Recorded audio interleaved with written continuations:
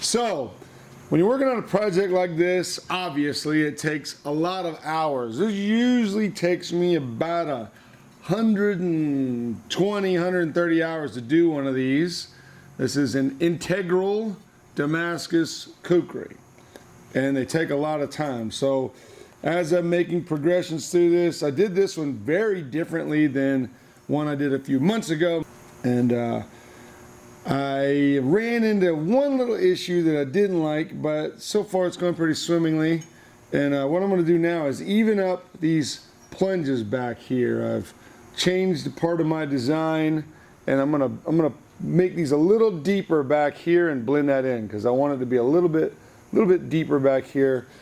After that, I'll start getting the finish on the blade. I'm at about 120 grit right now, and my goal is to take it all the way through like 2400 grit, you know. So it'll be a process. It takes a while. Handle fit up's going to be interesting.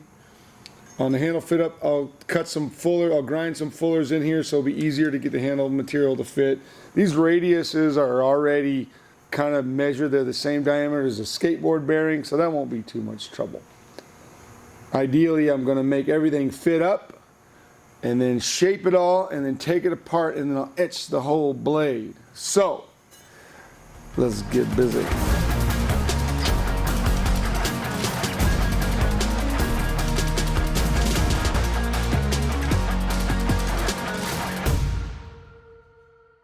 The whole reason behind using this belt is because it's thicker, it's a structured abrasive, and the seam is really fine, so you don't get that chop, chop, chop, chop. If I was trying to do this with a like 120 grit regular belt, X-weight belt or something, it would be kind of a choppy finish, and I want this to be as smooth as possible. So I'm gonna get into it. I gotta get a little deeper just for my own happiness on this piece. 1, 2, 3, 4, 5, 6, 7, $100 worth of belts to make one knife. So that's another one of those crazy things when you think about it. And I don't know how many days do we spend making steel. You know, it's take probably 2 solid days of making steel. So I'm just giving myself some lines I want to kind of hit here, guide. I did put tape on it, but that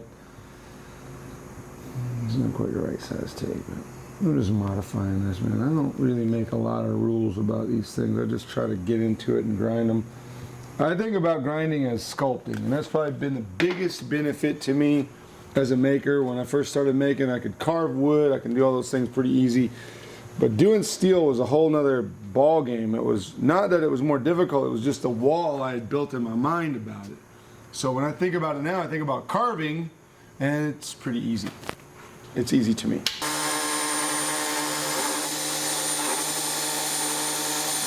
There we go.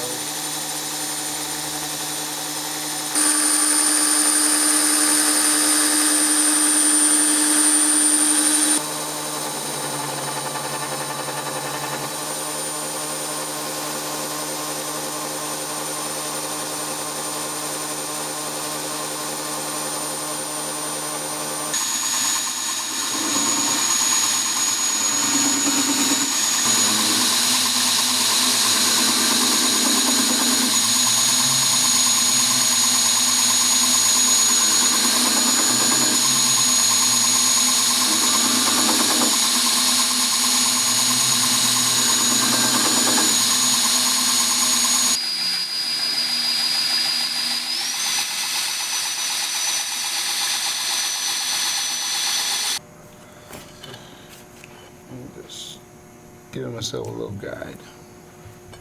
So, you ready? Can you see this part? So see how I got this nice little radius right here? And that's what I want to have, a nice clean arc here. I'm going to go back and sand the heck out of that. So it's easy to make a straight fuller. It's a pain in the butt to make a curved fuller. It's just sculpting. So this side I'm going to match this up too.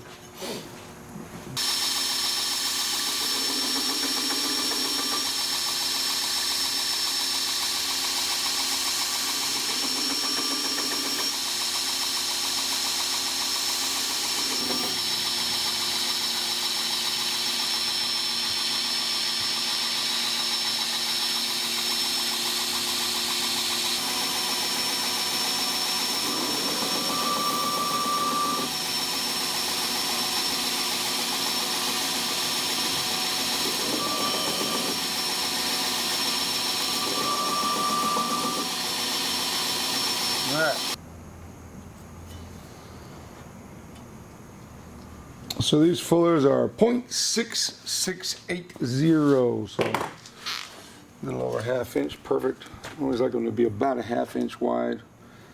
I'm using a 2-inch wheel to get that. And you can use different size wheels to get different size fullers, but I like these to be really deep. Look deep anyway. So what it does, number one, it looks cool.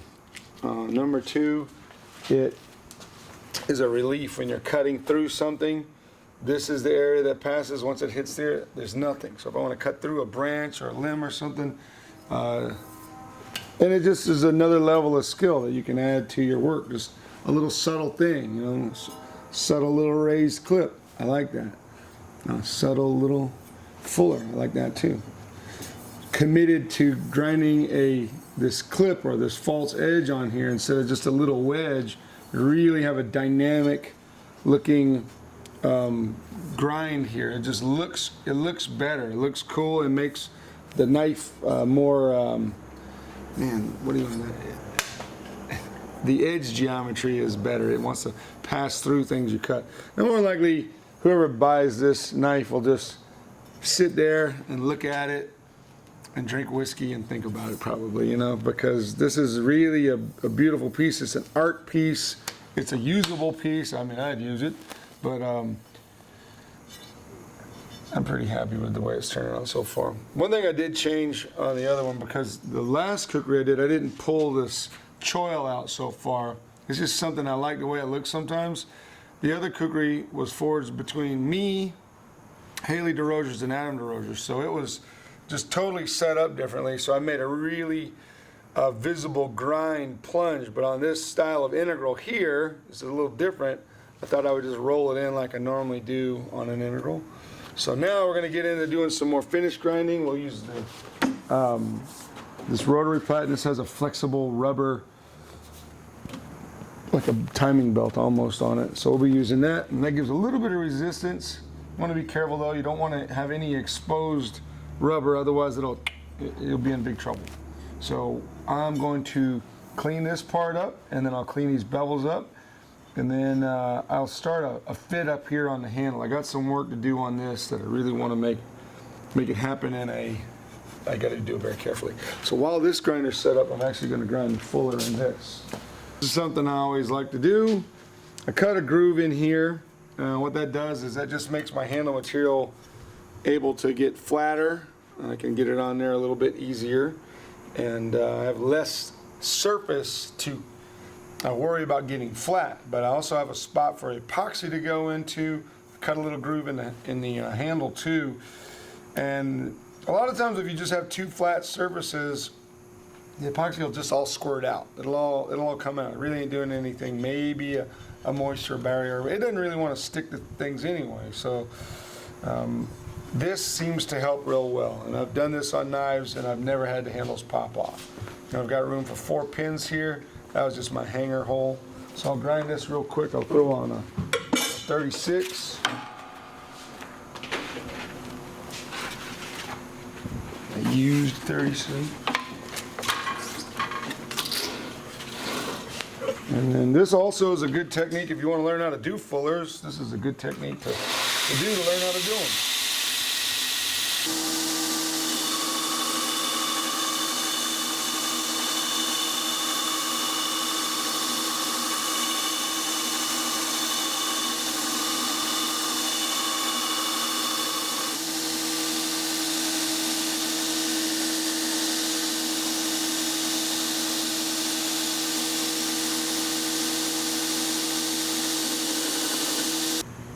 Now, one of the big problems right here.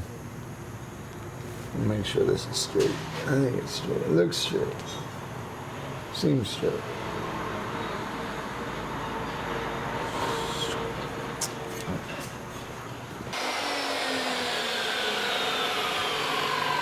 All right, I got an idea.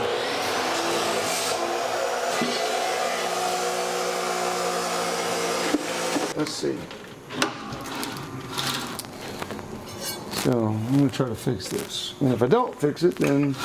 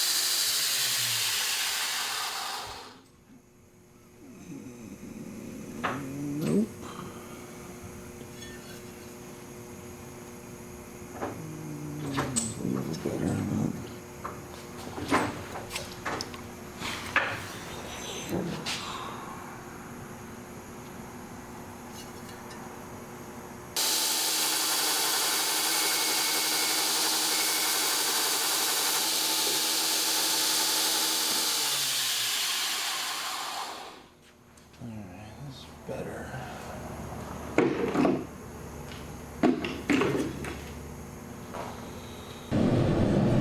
Originally my plan was to make a full tang because the steel's pretty cool. You can see the steel through it. I did one earlier this year. So the problem was somewhere in my heat treat I got like a twist and a warp, and the more I ground it, it just kept going further and further. So what I decided to do is make a hidden tang. Now I have some rules for hidden tangs. I want to have about 4/5 the length of the handle.